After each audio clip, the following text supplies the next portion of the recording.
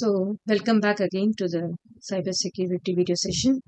In today's video, I'm going to cover the Unit 4 topics, first two topics of Unit 4, cybercrime issues and challenges. In that, cybercrime classifications and kinds of cybercrime I'm going to discuss today. So, this cybercrime classifications basically will be against four categories. One is against the individuals, against the property, against organizations, and against society. So we'll be seeing the four topics one by one. The first is against individuals. They include the email spoofing, spamming, cyber defamation, cyber harassments, and cyber stalking. Whereas against property is credit card frauds, internet time theft, intellectual property crimes, even your hard disk, laptop, mobile phones, all this belongs to cybercrime classification against property. The next is against organizations. These include the unauthorized accessing of computer, denial of service, computer contamination or virus attack, email bombing, salami attack, logic bomb, Trojan horse, and data diddling. Against society is forgery, cyber terrorism, and webjacking. If you see it out, some of the topics, whatever we discuss in Unit 1 and Unit 2 is repeated up here, right? So that's the base knowledge. Unit 1 and Unit 2 topics is the base knowledge for other units. So let us see one by one. So the first is cybercrime classifications against individuals. So the first one is about email spoofing. So spoofed email. So we always know that we were talking about IP spoofing, right?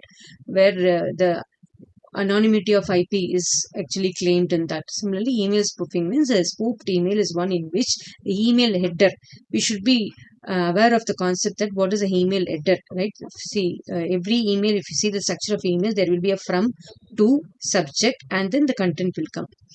Every email will be digitally signed, right? That's what is the property of, the methodology of email, and that's how it's sent from one person to another. So spoofed email is one which the email header is forged so that the mail appears to originate from one source. So email header means the upper part of the content of the email. That means from to, especially from, right? The subject line. So that can be spoofed. But it will be coming though as that originate from this one source, but actually has not been sent from another source, right? That's what is the concept behind email spoofing. It may appear to originate from one source, but actually that's not the source. So it just means spoofed. The next is spamming. We're sending multiple copies of unsolicited mails or mass emails. Unsolicited mails means that means it is when you see in your Gmail account, if you open it up, automatically whether your Gmail moves some of the mails to spam or not, it's happening or not. That means it's unwanted mail, right? All unwanted emails or unwanted messages will be automatically forwarded. It will be in spam folder, and after some time it will be deleted because there's a only little bit of space allocated for that. It will be deleted, and afterwards again the other spam mails may sit into that place. This is what is rotationally happening out. So such emails is called spamming. The next is harassment and cyber stalking. So following an individual's activity over the internet. So see, even though we are seeing any content in the internet, we are watching reels in internet, right? All those things, right? Or we are watching any article, reading any article in internet. That is all our personal. Even though we are on the net, right? On the network. That means many other computers are there along with us, but still we should have a privacy, right? So someone is individually watching us, right? Other individuals are watching us over the internet. It can be done with the help of many protocols available, such as email, chat rooms, net groups, in all these areas. If they are trying to see us what we are doing, that becomes harassment and cyber stalking. Actually, we should have a privacy. Even though we are into internet, we should have a privacy that we are only watching it out. No one else should see what is that we are watching it out. The next is same is against individual continues cyber defamation. First, let us see what is the definition for defamation. Defamation means that the action of damaging the good reputation of someone. So, especially if you see politically, we could see many messages, many informations, chats, reels available in the social media, right? So, This occurs when defamation takes place with the help of computers or on the internet. For instance, someone publishes defamatory matter about another person on the website, or sends emails, or publishes in a social media. Right? This is what is cyber defamation. So, whenever we say defamation, it at the background, computer or laptop or internet should be used for this, and then only it becomes cyber defamation. So, in such cases, determining the truthfulness of the accused statements can be challenging, and authorities might consider using a polygraph test. We could see in many of the films, right? Such polygraph tests, they will start asking the questions. They'll put one injection and then ask questions to the accused persons, right? That is what is a part. That will be the part of the investigation. So against individuals gets over. The next is against property. So let us see the first one, credit card fraud. As the name suggests, this is a fraud that happens by the use of a credit card. So this generally happens if someone gets to know the card number. So see, nowadays there are so many options that are available. So you can also educate your kith and kins and your nears and dears, right? That in the credit card, most of the banks have provided option called, we can limit the transaction. Even in GPay, you can limit the transaction per day, right? There are multiple ways. I mean, you are using the credit card. One is the credit card can be swiped, like in a transfer or transaction, or we can use the automatic pay, right? Automatically it pays, when the Wi-Fi pays are there, like that, automatically we will be paid, right? By using the near field communication, NFC communication, via that protocol it is paid, right? And the third option is online transaction. These are the three ways, or the fourth one is ATM, right? There are four ways is there, right? So in each of the transactions, even you can, suppose we are not in credit card, we don't even take money mostly, right? So you can switch off that option of ATM at all, always. Then minimize, very very minimum amount you can put for the near field communication. That means on the fly, some just without any pin, they will just swipe the card, not even swipe the card, just keep the card like that, right? So that's called near field communication. So in that, those options, you can limit the amount per transaction per day, right? Or per day, it's not per transaction, per day you can limit it out. And the third thing is, for online transactions, there are national, international. It's better, you keep the international transaction in off mode.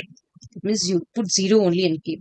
Why? Because for international transactions, if we are using credit cards, PIN number is not necessarily required, or the OTP is not necessarily required, right? Most of the times, automatically it happens. Even the PIN number sometimes it asks for, but OTP is never asked, because the facility of international usage is that, suppose we are in foreign, we don't carry our mobile phones with us with that message via which OTP comes and all, no. So that option is not available. So it's better that OTP option is not available for the online international transaction. So it is better to switch off the online transaction under international category. National category also, you just keep for some amount only.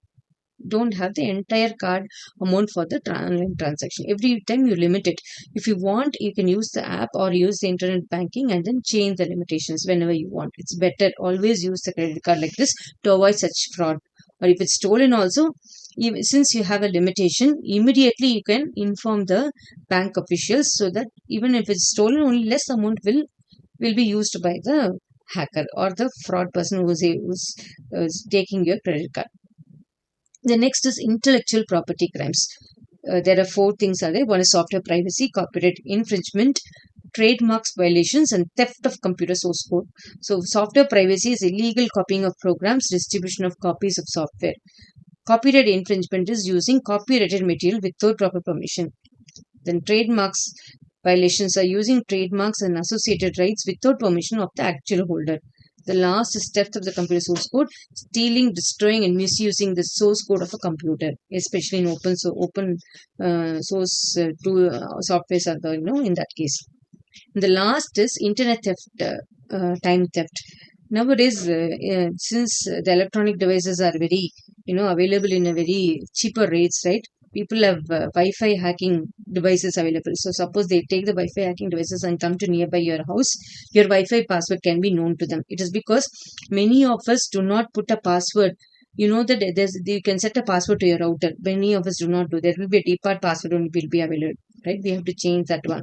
So if you don't change that one, this Wi-Fi hackers, they bring the device to nearby our house and then start hacking the Wi-Fi passwords. Our Wi-Fi passwords will be known to them.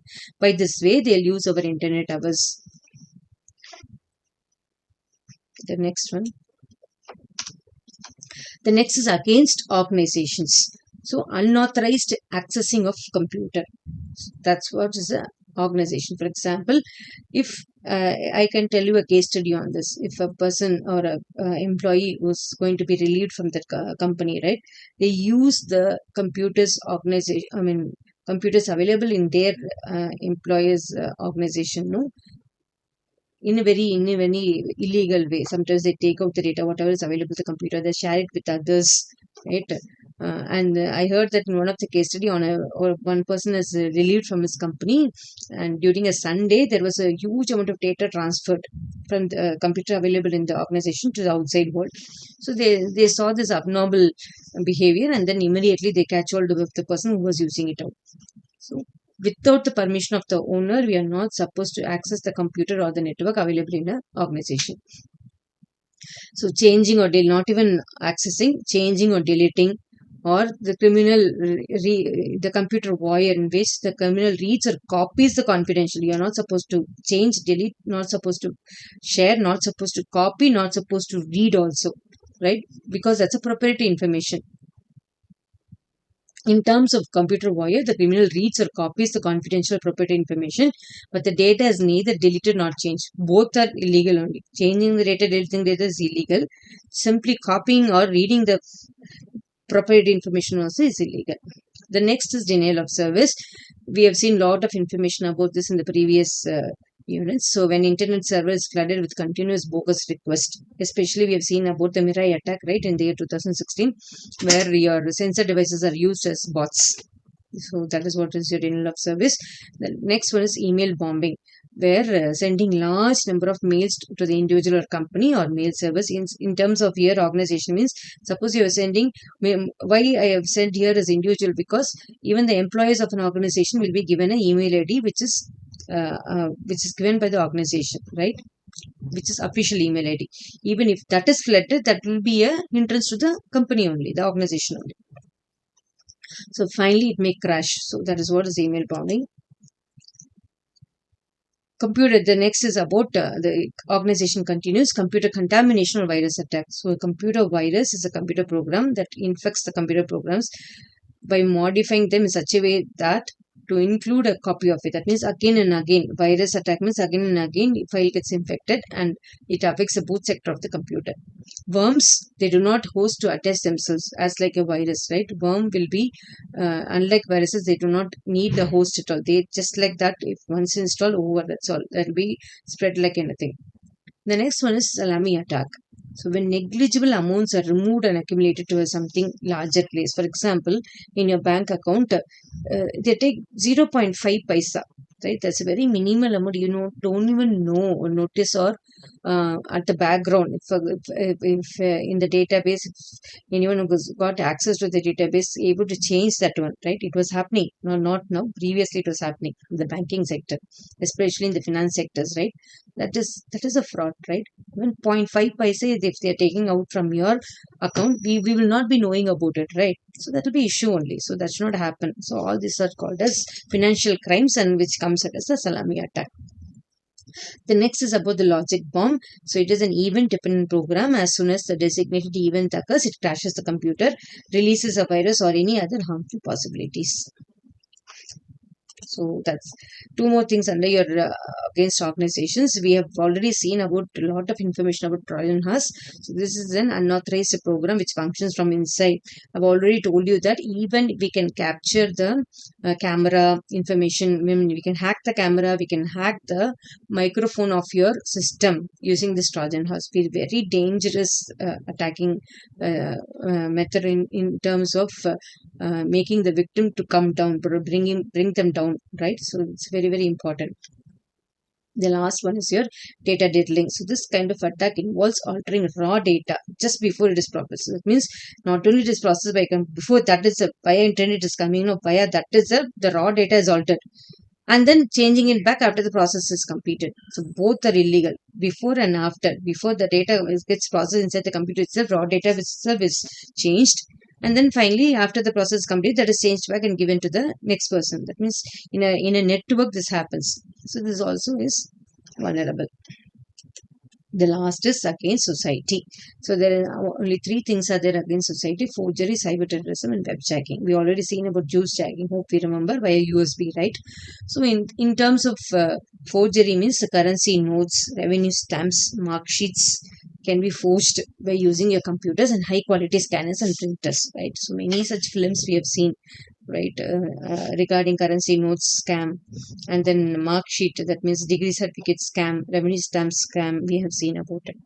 The next is about cyber terrorism. So use of computer resources to intimidate or coerce people and carry out activities of terrorism. Coerce means force. Intimidate means they are using the people for a wrong purpose, right? So that's what is that means, they force them to do a wrong activity. That becomes intimidate or coerce people and carry out activities of terrorism.